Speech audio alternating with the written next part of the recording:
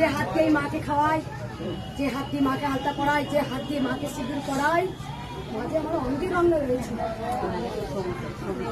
অনেকজনকে আমি ছেড়ে দিই, বাদ দিয়ে আমি আগেও বলেছি, উপায় থাকে না, এত ভিড় হয়, ভিড় সেই দিলে কারো কথা শুনি কিন্তু মা আমি জানি আজকে আমার ভিড় হবে, কারণ অনেকে সেটা